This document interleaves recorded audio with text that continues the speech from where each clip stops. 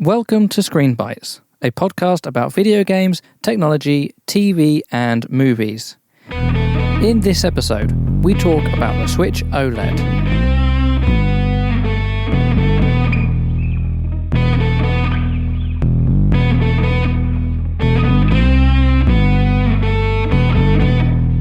Is it cold in the loft? It is a little bit, yeah. It's a little bit cold today.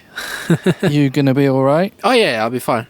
So yeah, I wanted to discuss the new revision of the Steam Deck, the OLED Steam Deck that's just been announced. It kind of came out of nowhere, really. I was quite surprised. With YouTube you get notifications come through, and I'm subscribed to some channels that deal with like tech stuff, and they were like introducing a new Steam Deck, and I'm like, Steam Deck OLED. I'm like, what? I was shocked, and I was thinking, oh my, I can't believe it. They've actually going to be coming out with a new revision so soon after the LCD Steam Deck. Yeah, when did the first one come out? I was trying to. Was it last year or the year before? Year before. So it got announced during 2020, didn't it? In like July. Yeah, I believe. And is that when they started doing the pre-order? The pre-order, because they did that weird. Yeah, you could pay £5 to join a queue, but you might be like, was it like just before Christmas? And then there was like one batch in like January, and next batch was in March or something. So I think I got mine in May 2021. But yeah, times are different now, and there's not going to be that much of a demand. I don't think there's going to be a stock shortage. But the new OLED, so the new handheld comes with an OLED screen, and its refresh rate is 90 Hz, as well as a new AMD chip inside there. So it's a little bit faster than the previous Steam Deck. I think the quote is never slower, but might be faster. So it's like you're not supposed to expect there to be like more performance, but it should be at least what you had before. Yeah, it should be definitely the least that you had before, and maybe in certain types of games and certain applications that you're running a little bit more frames. I'm talking like emulation. Yeah, which is good because obviously that goes well with the upped frame rate for the screen, doesn't it? So that's actually quite fine. Yeah, it is quite surprising that they have gone with a 90 Hz screen because I can't see even like the games that are coming out now. I can only see them reaching 30 frames per second at low settings, like Starfield or Alan Wake 2. I can't see it. I can't see there being like, I can't see a user saying, okay, I want low settings but have it at 40 Hz, because it's just going to drain the battery a lot quicker. But that being said, there is a bigger battery inside this new OLED, so you're getting a bigger battery. The CPU is a nanometer smaller, and the OLED screen uses less energy, so it gets like an hour extra in like Cyberpunk. So yeah, that's a huge amount of extra energy. And if you're not doing something as graphically intensive as Cyberpunk, then you might be talking about a couple of hours extra or something. So it's actually all these sort of like little things, they add up to something that is quite a lot. Yeah, definitely. Yeah. That is quite interesting. Something like emulation then you could probably see it expanding a lot more, the battery life on them. Have you done something like played a AAA game and been like, okay, I only get like 45 minutes out of this, and then played like emulation games and like, oh, I get 4 hours out of this? Like, have you done both of those things, and like what are the sort of rough hours that you might get from each? Yeah, I've actually done 3 types of stuff like that. So I've started off playing, say, like The Last of Us. That could last you on the LCD Steam Deck an hour and a half, maybe hour and 20 minutes. And then I play about 20 minutes of that. And then I will go to like something like Switch emulation. That can last you for like 2.5 hours, depending on the game. And then when it gets down to like an hour, I switch it up again, and I'm like, okay, now if I've only got an hour left, I can start playing do streaming. So then I get like another 2 hours So that hour for the emulation turns into like 2 hours for streaming, because it doesn't take a lot of energy to stream the game to the deck. So yeah, you can try and like, if you're that kind of guy that can like switch off one game and then start playing another game and then start playing another game. But yeah, with this new deck, like you wouldn't have to do that so much. You could just maybe play a AAA game for like Cyberpunk for at least like a good 2 hours, depending on how you've got it set up. If you've only got it set up for 30 frames per second on low settings. I also think it's quite cool that they've got HDR as well. Although it's quite funny, the video that I was watching and they were showing off the HDR, because it was in HDR and it was blowing out the camera, the LCD actually looked better because in the camera view, it had better dynamic range, but that's obviously just because you can't capture and display HDR across the hundreds and thousands of screens there are across the world, and I don't even know if YouTube itself could handle the HDR levels that let's call it the Switch OLED, that the Steam OLED can do. But in terms of myself like buying one, I was thinking if I didn't have the Steam Deck that I've got now, I would definitely buy this OLED. But currently I do have the LCD Steam Deck, and I'm quite happy with that because I'm not playing AAA games on the Steam Deck very much. I wouldn't say, okay, I'm gonna play this AAA game on the Steam Deck when I've got a gaming PC, when I know it's gonna run better, perform better, and it's gonna last me better. Well, it's definitely gonna last me better because it's coming through my mains instead of on a battery. But I'm looking at Steam's page on the updates, and there's a lot on here. Yeah, there's like an update on the Wi-Fi. There's like 40 different items on here, things that are improved. I mean, for me, we were talking about like improved bass response for overall flatter sound profile. Like, I bought an iPad Pro purely because it's got 4 speakers instead of 2 compared to the iPad Air, despite them being both the same size and have the same processor, and also the Air has like colors that I like. But because the Pro's got 4 speakers, it can get louder and sounds good at those louder volumes, and that is basically that's one of 2 reasons why I went for the iPad Pro over the Air. And like, that's one of these things. It's like, if I was going out now and I'm looking at the Steam LCD and I'm like, oh, look at that, I can get the old ones at a discounted price because they're selling old stock, or you might be able to get it from you might be able to get one really cheap now, or the new model is around, it's got all these improvements, being able to use the speakers. Because, have you used a Switch? Never. You never used a Switch? The only time I've ever held the Switch was when we was at myself and you and Barry, who went to a gaming convention, and I think we played Mario Kart 8. Oh, well, that's not even going to be a good example because it's at a convention. But it's like, the Switch, I think, is a really terrible handheld console. The screen is awful. The ergonomics of the flat profile thing is awful. The Joy-Cons are terrible in every metric. I hate using them as Joy-Cons. I hate using them in handheld mode. And the sound quality of the speaker, because I think it's just one, maybe it's 2, but it really doesn't matter if it's 1 or 2 speakers, because what matters is it sounds like shit. And it doesn't have to sound great, but I do think it should sound good enough for you to play on a couch without headphones on, and it should sound decent.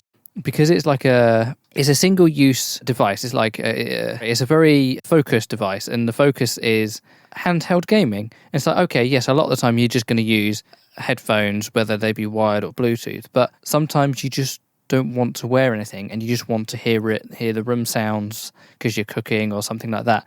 And I think if you're going to spend this kind of money on this type of device, like, sound quality is actually quite a good thing to be improving, and I hope that's something they'll improve again on the actual Steam 2 and the Steam 3 and likewise. Well, the thing about that though that's interesting is that the LCD Steam Deck sound is speakers are pretty good. They're pretty decent. So, and I've seen people say on the reviews, oh yeah, they've upgraded it and it sounds even better. So yeah, if they've even done a better job, then whoa, great.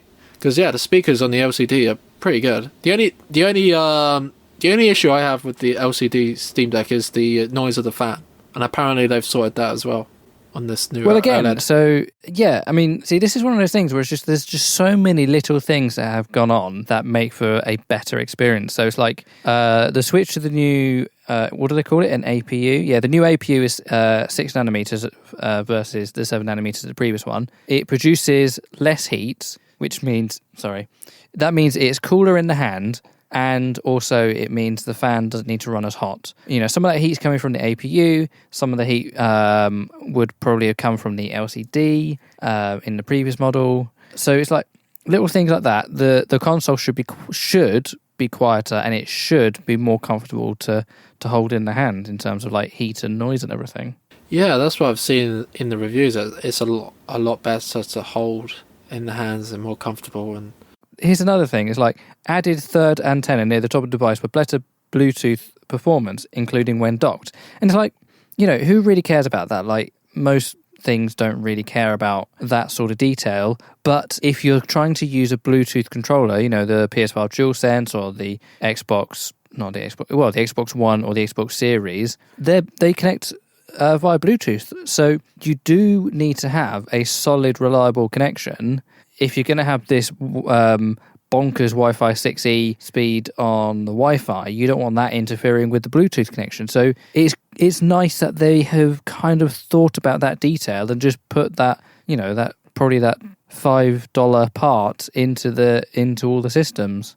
yeah, it seems like even the pricing as well, they're like taking a hit, because it seems like they've moved.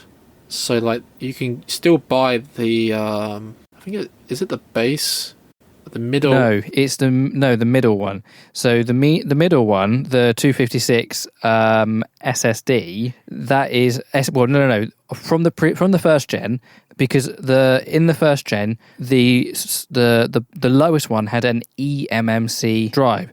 So they've moved the middle one with an SSD 256, and now that is the base model. So all of the models you can buy are real SSDs, and then it's 512 and higher are the new OLED models. It'll be interesting. So obviously they are still selling the 64 and the 512 gig LCDs until stock lasts. I wonder why they're going to sell the 256 LCD whilst stock lasts, because there are there are some other differences between the Steam One and the Steam OLED in terms of like the motherboard, the daughter board, fan, and the heatsink design. And it's like they will still have to tool those for keeping the old one around, as opposed to just having a 256 gig OLED version. Yeah, I think that might be down to the fact that they might have loads of stock of that. But if they have loads of stock, then it would be in the whilst supplies last section, wouldn't it? It is interesting because a lot of people, what people were doing and what Valve tried to stop people doing is buying the 64 gig model, the first model, and then what people would do is put like a 2 terabyte SSD themselves. So you buy the cheapest model and then buy yourself on Amazon like the 2 terabyte SSD and do an upgrade, and then it'll work out cheaper. And a lot of people were doing that, and then they tried to stop even like people buying the stocks of that. They tried to like push for the middle and the third tier of that. But yeah, I'm guessing they might have a load of stock, and then I presume then that they would be still doing a production of that revision. But I think the one that was selling the most was the 64 gig, and then people were doing the manual upgrade of the SSD, putting an SSD inside it. So they have a lot of the other revisions. But yeah, who knows? Maybe they have capacity to keep producing that particular spec of handheld, as well as the OLED. Maybe they still have a contract in place, who knows, with a supplier. And yeah, some people don't really care about the screen. They just like, oh, that would do, yeah, that's great, that costs that much. Yeah, I mean, on obviously one hand, it's great because you can say the Steam Deck starts at $399, even though the OLED is $549, and these are in dollars. So that's obviously $150 difference between the old, the old LCD base model now, and then the lowest of the OLEDs. And if you took away that 256, then you're starting at 549, or you're sticking an OLED on there and say you're going to start it at 450, and maybe they wanted to have, because how much was the 64 is currently 349. What was the 64 before? I've seen it. I've seen it. Yeah, I've seen it for like 303 quid. The 64 gig. What, brand new from a retailer? That's a good question. Or are you thinking like eBay? And also, I'm looking at dollars, American dollars, on their press release as opposed to UK pound. So yeah, I think it's about. Let me just double check for you. I suppose they're trying to stop. They're keeping that LCD model around so that the base price doesn't go up too high. Sorry, you're right. So it's 389. The 64 gig. Yeah, that sounds about right. Hold on, is it? Hold on. No, what's going on here then? So it says 389, but then it says 309. Well, what are you looking at? I'm looking at hot UK deals. Don't look at hot UK deals. Look at Steam's RRP. We're talking recommended retail price, not like sales and everything. Yeah, I think the sale price, as it was originally, was 389, and now you can get it for 309. Yeah, so they're trying to keep one model under $400. That kind of makes sense. And the OLED is 479. Okay, that's quite a difference actually from the American dollars. That's quite good actually. Now hold on, that's dollars. That's .com. Where am I looking? Yeah, that's pounds, isn't it? That's pounds. Yeah, £479. And then the LCD one is 349, 256 gig, and the 1 terabyte OLED edition is £569 with the reflective screen. And that's the other thing. It's like, so they're not all. Every single price point is different from each other. So you get the anti-glare etched glass, and you also get some kind of carrying case or something like that, which you don't get with the lower two models. You get a carrying case, but not with a removable liner. Liner, sorry.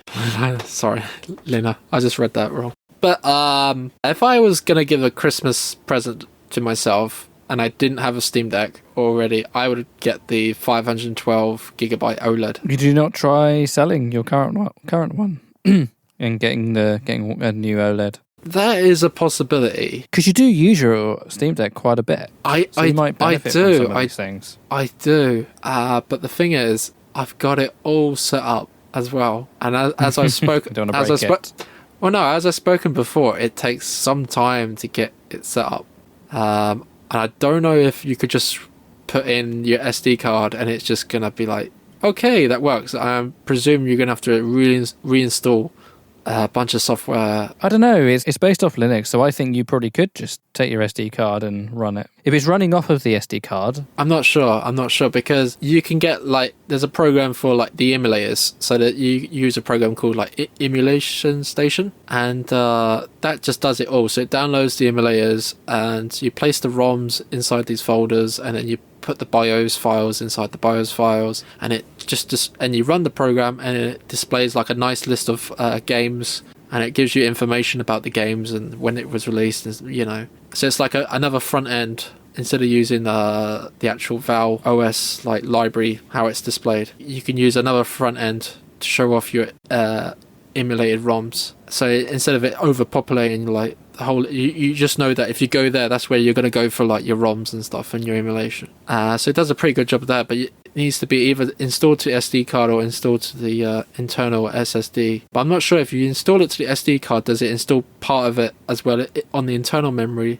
And then it just says, okay, then your ROMs and BIOSes and other things are going to be stored on the SD card. Linux is quite flexible in that sense compared to Windows. So other than something like a bootloader, it might actually just run straight off of the micro SD card. I think it might be less painful than you imagine. I don't know, because I think it does install some files on the main drive there's this correspondent data folder, so I don't know. But what I mean is you can probably just literally copy and paste from the old to the new. But what I mean is, so Linux is you're a software developer, you should know this more than me, but when you install a file, all you're doing is copying files from one place to another. It's only in Windows where you have to install things to path, but in Linux and in Mac OS, you don't have to do any of that shit. You just put files into a folder and then you just run them, and then it does what it needs to do in the background. Because SteamOS is basically Linux, it's gonna work in a similar fashion where you can basically just copy the files from one system to the other. You know, as long as you keep the folder name the same, it's probably going to work without too much hassle. Yeah, it might do. Like, I reckon you could literally copy the entire disk of the Steam Deck and then overwrite whatever comes onto the new one, and it will probably run, except for the fact that there's going to be like a new operating system and new drivers and all that. But all the non-operating system files should just run. Yeah, that should just work. But I'm probably not going to be bothered to attempt it, though. And obviously, you're not going to get one immediately, and there's going to be plenty of people who are going to tell you how to do it if you wanted to, by the time you did get one. Exactly. And yeah, well, in terms of if I was like tempted to just be like, okay, I've got this Steam Deck. If I get this Steam Deck as well, the main draw is the OLED screen and the better battery. I think I would wait for the Steam Deck 2 instead of buying this. Like, this revision is quite compelling, how they presented it, and it's got really good feedback and reviews. But I'm still a bit... It's like the Switch. Like, if you had the LCD Switch and then the Switch OLED came out, the only difference is the OLED screen. There are people out there that bought that new revision just because of that OLED screen. But this is offering more than just the OLED screen. There's more features that you're getting. But I'm still a bit hesitant to spend that kind of money. I would probably want to see a more of a technical upgrade. I am quite impressed about the battery. Like, the battery seems... The battery is the biggest thing that you're going to notice on a day-by-day or a day-to-day use of the device, I think. Yeah, because I do, yeah. I am one of those people, because the lifestyle I live, I do use my Steam Deck a lot. To be fair, like, at the minute, it kind of just suits me, because it's like I've only got a certain amount of hours anyway to play games, if I wanted to play games. So if I've only got an hour and a half or 2 hours, then yeah, that's good enough for me right now. So I'm not really desperate for a Steam Deck revision that requires, like, you have the ability to have more battery life, but it would be nice to have. But it's something that is definitely positive, and it's also positive that they are bringing this revision out, in my opinion, because it's going to get a lot more people on board with the Steam Deck, because there might be some people out there that didn't buy the LCD but might look at this and think, okay, now it's an OLED screen, I might buy this now. And the more people you get in the community, the better it is for the community. You get more people talking about Steam Deck, and you get more good ideas, and people building stuff, and developers start taking notice and say, okay, our game doesn't really run very well on the Steam Deck, let's try and make it run better. The more, it's like the Switch. Like,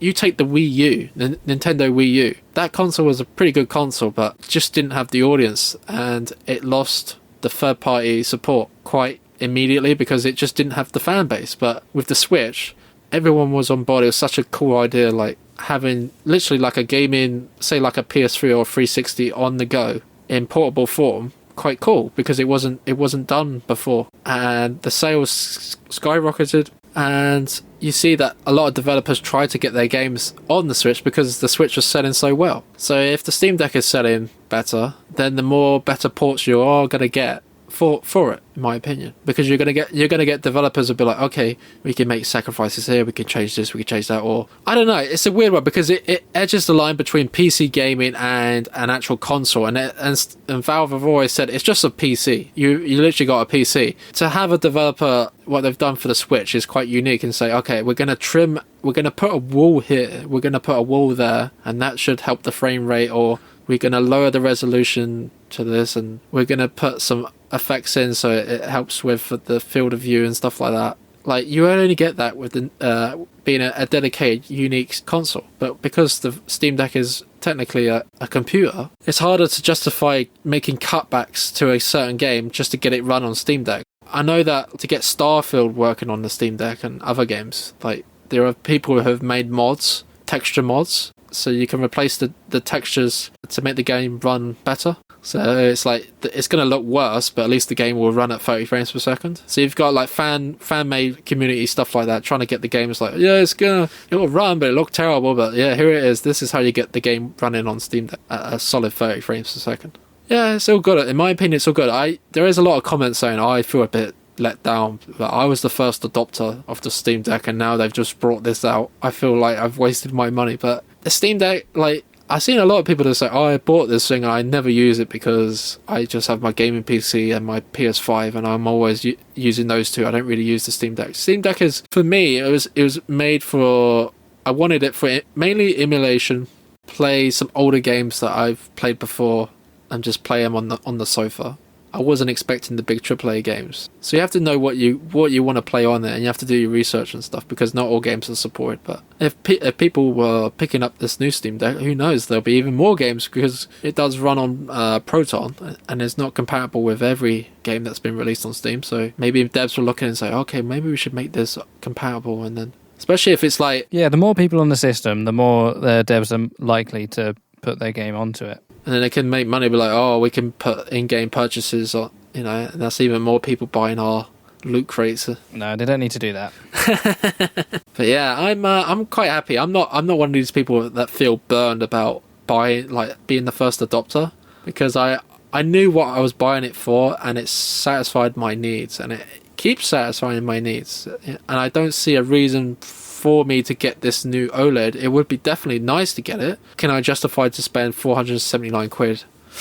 I don't think so.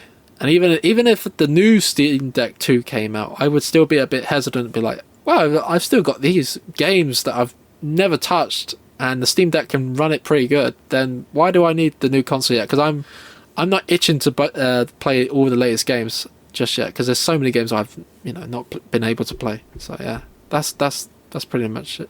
My opinion on it.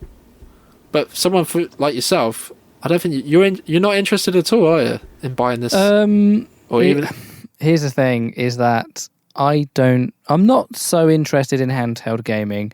I've tried it a bit with the Switch, and the screen is too small. Ergonomically, it's not great, and yeah, I'm just not into it. If I was someone who was on planes and trains and I was traveling a lot, then maybe I would like it. But what I would actually like is something different. What I would like is a Steam screen, and it's a Steam Deck without the controller attached to the screen. And I just use a standard Xbox or a PlayStation controller with it. So take a Switch, remove the Joy-Cons. Yeah, that's what I was thinking. And use an external controller. Because that is how I use the Switch in some cases. I will prop it up, I'll use the built-in screen, but I won't use the controllers in handheld mode. I will use a standard Switch Pro controller. So I might be interested in a device in that sense, but that's going to be an even niche market than the Steam Deck, so I doubt they're going to come up with that. Well, have you seen the new iPhone phone that... You can the iPhone 15. Yes. What with RTX? And it was playing Resident Evil Village. Yeah. I have that phone. Oh, there you go. You've got it then. You've got that phone. Yeah, I have ray tracing in my pocket. Yeah. So you've got it. You've got it already. You can. I don't know what game like. Well, the thing is, right, so talking about, so it's funny that you bring up the iPhone, because obviously you're not really into Apple, but gaming on a MacBook has always been a joke, hasn't it, for the last sort of like 15 years. But gaming on Apple is now becoming a thing, because Apple, I don't know if you know, but Apple make their own chips for their computers. They're no longer using Intel. And the chips that they're making are leaps and bounds better than what they were using from Intel.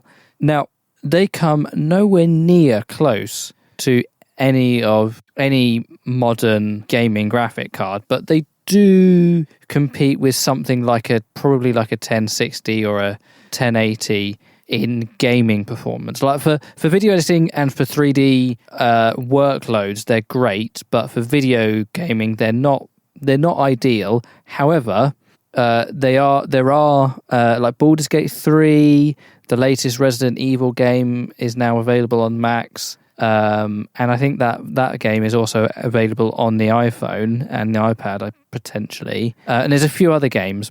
Death Stranding is another one that's coming to the Mac as well. This is one of those things, it's like chicken and the egg. No one makes games for the Mac because no one plays games on a Mac. No one buys a Mac because no games are available on the Mac. And it's kind of the chicken and the egg thing. So the people who do want to play games on a Mac have been like, Apple, you need to make computers that are powerful enough to play games on, so that developers can then release games on those platforms, and then the people who want to buy them and play the games can do that. And it's like, so Apple have started to do this because obviously they've seen success in iOS gaming, if you can call mobile gaming real gaming, but that's not today's conversation. And it's just like, it's actually starting. I'm not going to say it's snowballing, but there is actually some momentum on the Mac in terms of real quote-unquote AAA games that are now coming to the Mac. And it's interesting that they put ray tracing on the iPhone. That's not something I ever really thought was something that was needed. But, I mean, it's going to be interesting what games are going to come to the iPhone now, because, you know, if you talk about gaming on the iPhone, you think all that crap about like Candy Crush and microtransactions, whereas, well, now they're actually putting things like ray tracing in. Maybe you could have not necessarily desktop games on the iPhone, but mobile first games that use real technologies like ray tracing. So you could almost have GTA 6 coming out on the iPhone. Like, that's actually quite funny to think, but potentially could be a real thing. But it's like, sorry, carrying on my lap, I've got my iPad Pro, the M1 edition, and I don't think it's this one. I think the iPad before it had more power than the Xbox One, which was the current gen when that iPad was released. So my iPad Pro should and could play, theoretically, most Xbox One games if they were available on the iPad. And actually, when I was talking about that theoretical device, I sometimes do play games on my iPad through the PlayStation streaming app. So I connect up the controller to the iPad, and then I've got it's about a 10-inch display. So I've got about a 10-inch display that I can just prop up anywhere, on my lap, on the desk, you know, wherever I need it. Like I said, it's got really good speakers, and you know, this is actually a perfect size for portable gaming.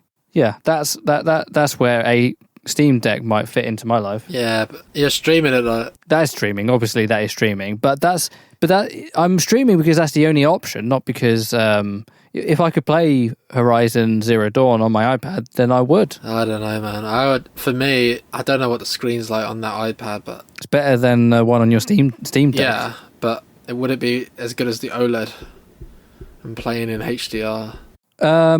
So I'll put it this way. Apple make very good screens, and their standard screens are going to be as good as, not like HDR, but they're going to look as good as like some people's OLED screens. But yes, it's not going to have 1000 nits peak brightness, but it is a very good screen for a non-OLED screen. Yeah. I remember, what was those? You could buy one of those computers inside the monitor, so it's just a monitor. All in one? Those screens were quite nice. What? It came out... There's such a broad range of computers. The one that came... HP makes some really nice ones. No, Apple one. What they call? Oh, the iMac. Yeah. Oh, right. Okay. Yeah. I thought you were just talking about all-in-ones in general. No, I was trying to refresh your memory. Like, some of them are horse dog shit, but some of them are really good. Yeah, depends on. I remember there was one that came out a few years ago, and they were like, it's got a pretty decent graphics card in it, and it can play some games. But not, you know, it won't be able to play everything. But the screen itself is amazing. You might be thinking about like the iMac Pro or something that came out in 2014. Ooh, no, it was 2017, I think.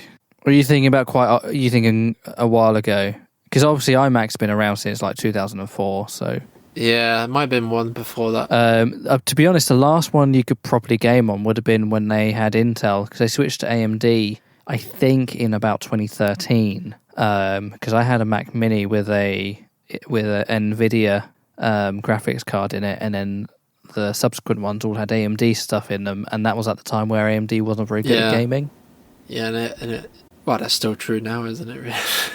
I wouldn't say they're not good at gaming, but NVIDIA is leaps ahead in my opinion in terms of software you can use with the graphics card itself, ray tracing and DLSS.